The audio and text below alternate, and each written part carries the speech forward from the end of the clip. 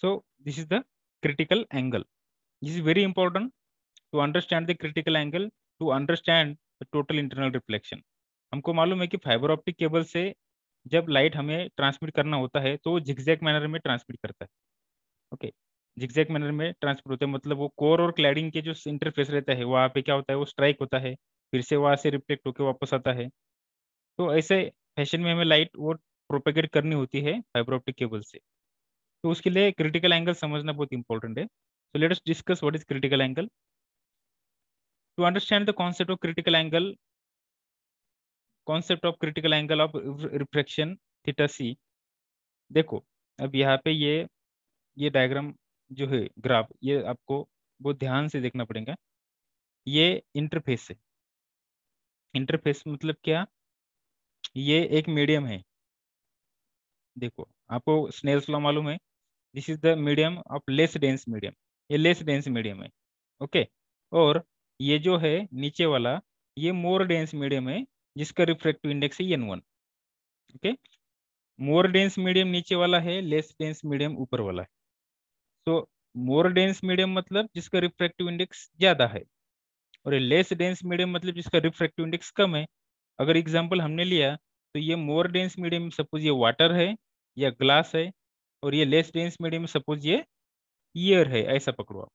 Okay, तो आप ऐसा पकड़ो कि ये वाटर है और ये ईयर है, या आप ऐसा समझो कि ये ग्लास है नीचे वाला और ऊपर वाला ईयर है, ऐसा पकड़ो। ठीक है, और ये इंटरफेस है, ये जो है this is the interface between two medium.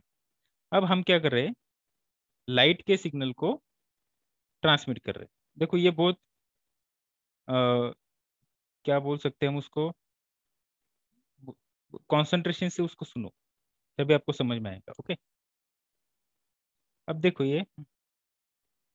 ये रे हमने क्या किया, यहाँ पे इंसिडेंट किया, यहाँ से ऐसा हमने रे को क्या किया, इंसिडेंट किया।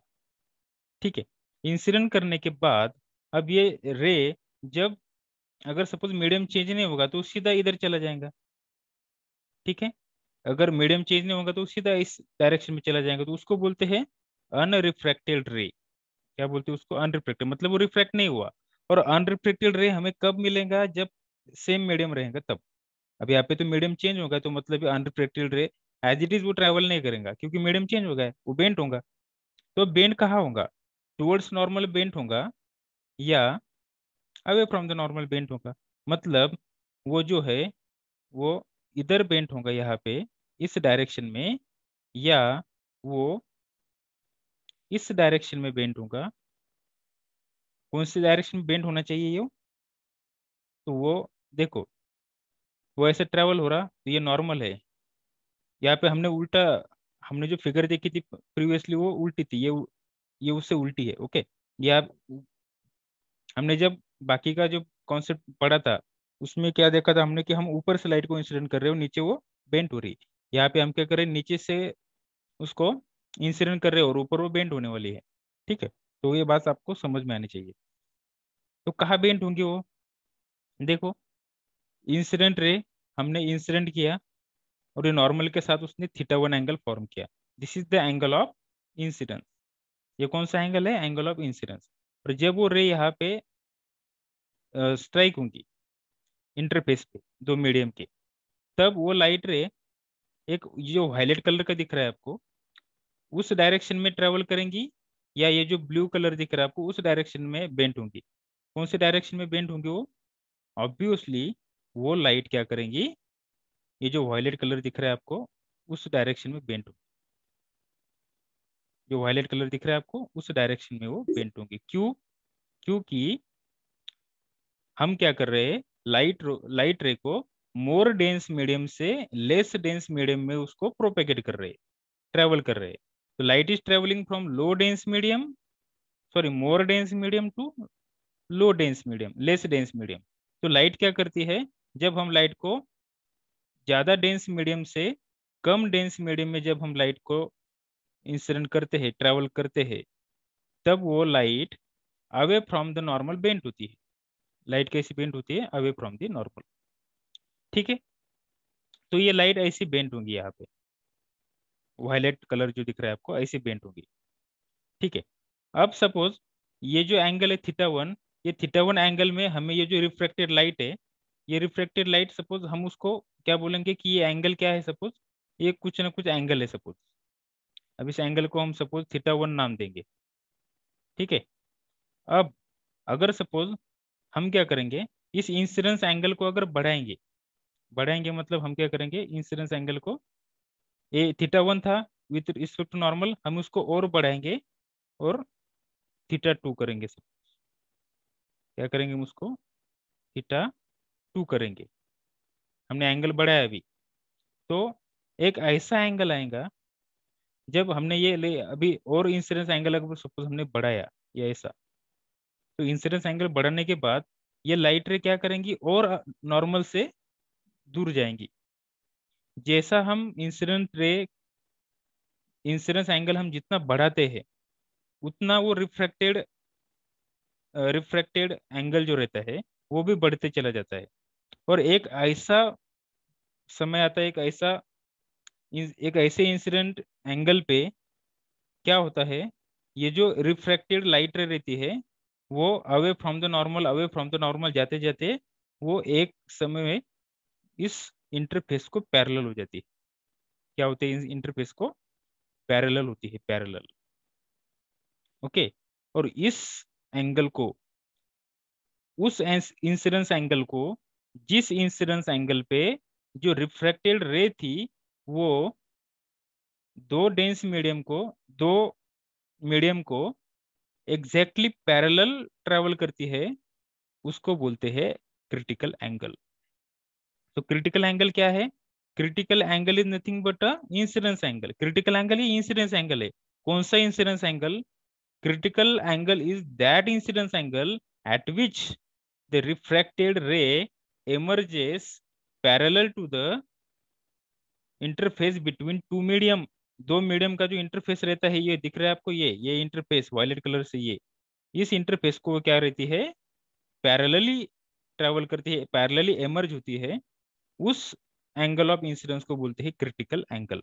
और अगर आप सपोज हमने वो क्रिटिकल एंगल से इंसिडेंस एंगल और बढ़ाया, suppose suppose we have increase the incidence angle further than critical angle. अभी यहाँ पे सपोज क्रिटिकल एंगल था, अब हमने इंसिडेंस एंगल और बढ़ाया, क्रिटिकल एंगल से ज्यादा किया, तो क्या होगा, ये जो लाइट रे थी, इंसिडेंट लाइट रे, वो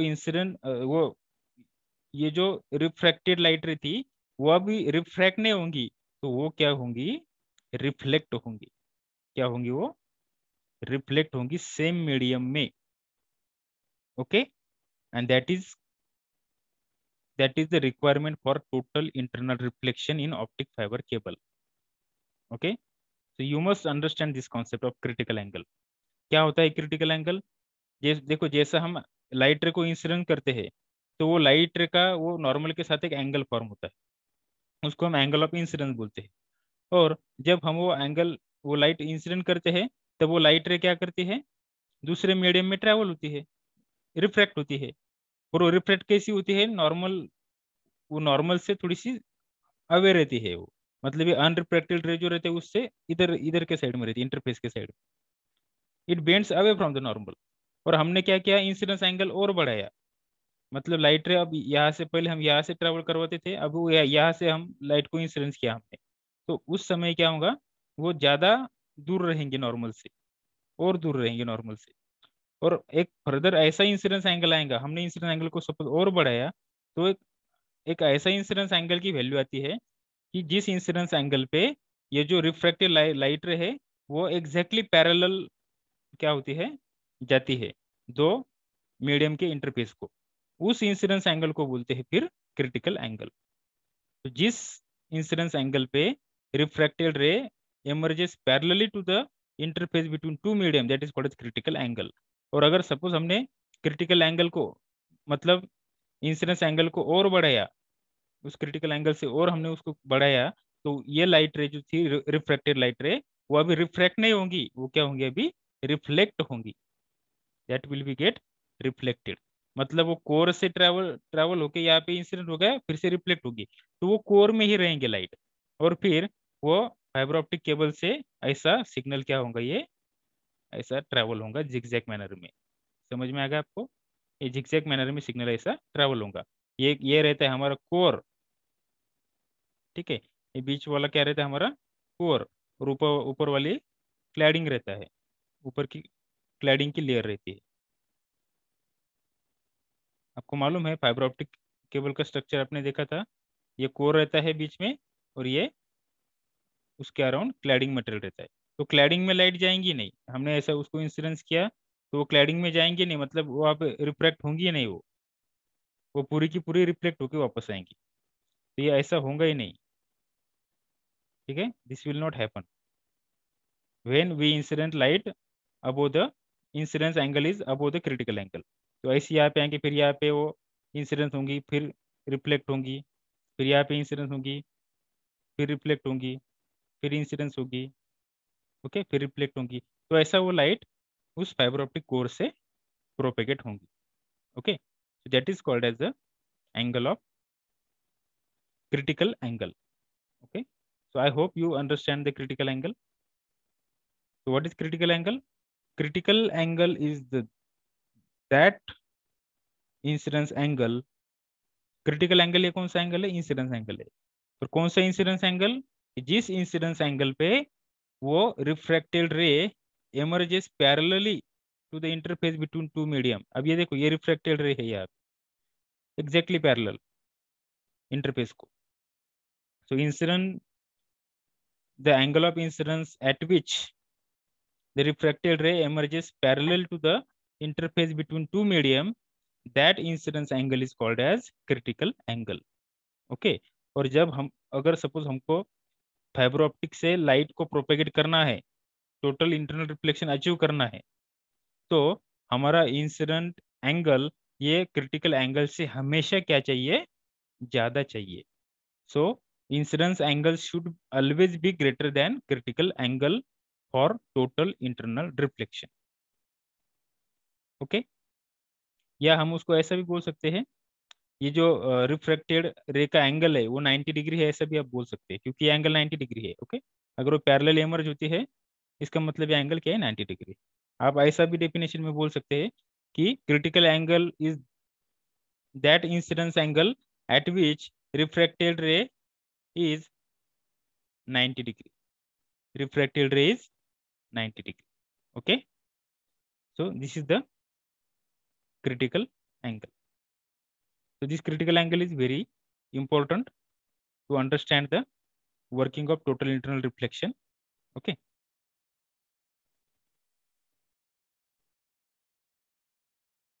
so the light ray must be traveling from more dense medium, say glass core, to less dense medium. आता हे कधी पॉसिबल आहे? जेव्हा लाईट हा मोर डेन्स मिडियम पासून लो डेन्स मिडियम मध्ये ट्रॅव्हल होईल तेव्हा। ठीक आहे, हे तेव्हाच पॉसिबल आहे फक्त क्रिटिकल एंगल।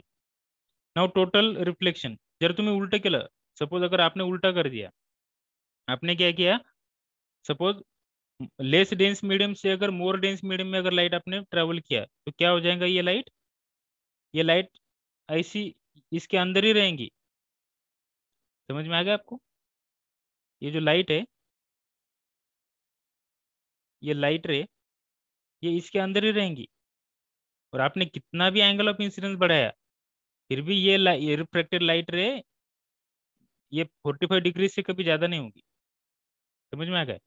इसलिए ये कभी भी इंसिडेंस नहीं, रिफ्लेक्ट होके वापस नहीं आएंगी, अगर आप लो डेंस मीडियम से हाई डेंस मीडियम में उसको ट्रेवल करेंगे तो। आपको ये कब करना पड़ेगा?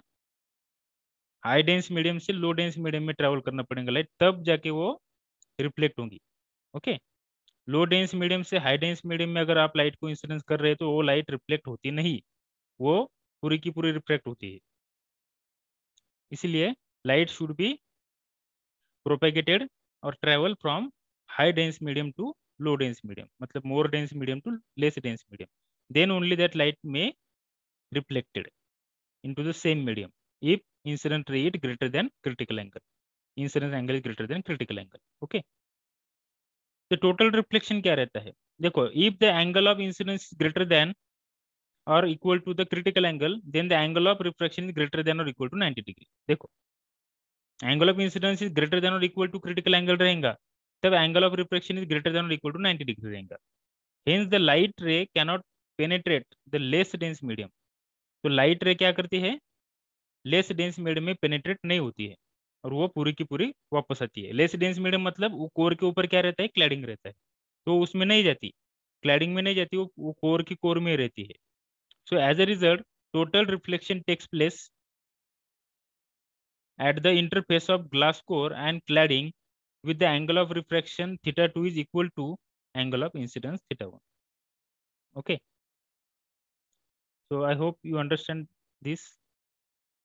टोटल इंटरनल रिफ्लेक्शन कब होता है, जब लाइट रे हाई डेंस मीडियम से लो डेंस मीडियम में ट्रेवल होती है तब। इसीलिए हाई डेंस मीडियम कोर रहता है, कोर की डेंसिटी ज्यादा रहती है, मतलब उसका रिफ्रैक्टिव इंडेक्स ज्यादा रहता है, और क्लैडिंग का रिफ्रैक्टिव इंडेक्स कम रहता है, मतलब उसकी डेंसिटी कम रहती है। तभी क्या होता है, जो कोर से जो ट्रेवल होती है लाइट, वो क्लैडिंग में नहीं जाती और पूरी की पूरी फिर से कोर में वापस आती है, और हमारी जो लाइट वो कोर में ही रहती है और कोर कोर के थ्रू ही वो ट्रेवल होती है। ठीक है, एक्सप्रेशन फॉर थीटा सी। अब ये n1 theta 1 is equal to theta हमारा इक्वेशन था, हमें मालूम है, तो क्रिटिकल एंगल का इक्वेशन हम निकाल सकते हैं यहाँ पे।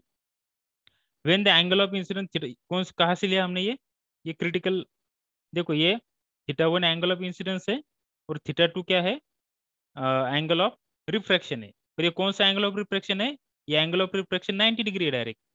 तभी ये एंगल ऑफ रिफ्रैक्शन थीटा 2 जब 90 डिग्री रहता है, तब ये थीटा 1 को क्या बोलते हैं, क्रिटिकल एंगल बोलते हैं। ओके, तो अगर थीटा एंगल ऑफ इंसिडेंस पे रिफ्रैक्शन एंगल 90 डिग्री होता है, मतलब थीटा 2 होता है, तो ये थीटा 1 को क्या बोलेंगे हम, क्रिटिकल एंगल बोलेंगे।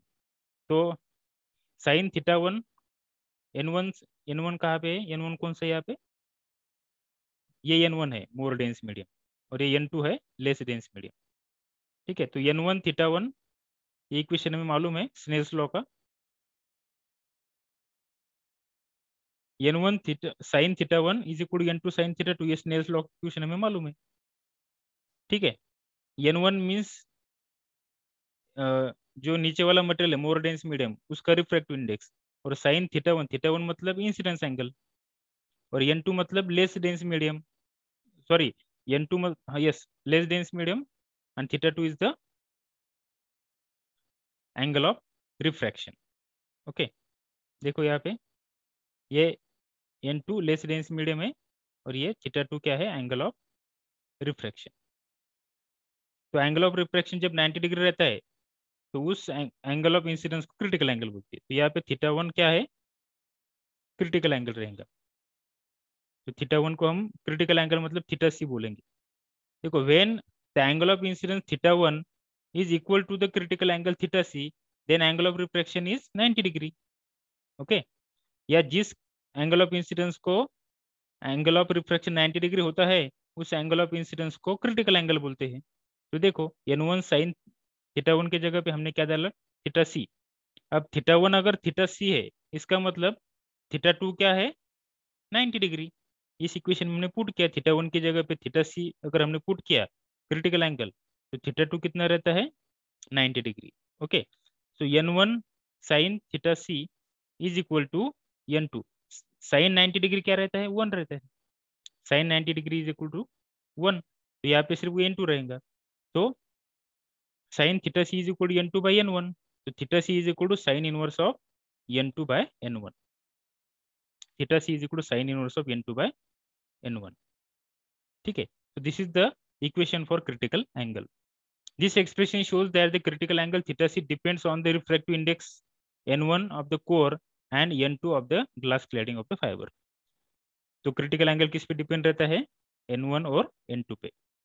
ओके, तो इस पे कोई न्यूमेरिकल भी दिए रहते हैं, ग्लास और क्लैडिंग का आपको ये दिया रहेगा रिफ्रैक्टिव इंडेक्स, और क्रिटिकल एंगल फाइंड करने को बोलेंगे, तो आपको इक्वेशन में वैल्यू पुट करना है और क्रिटिकल एंगल फाइंड करना है। Okay, so this is all about the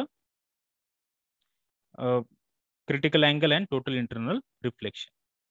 Okay.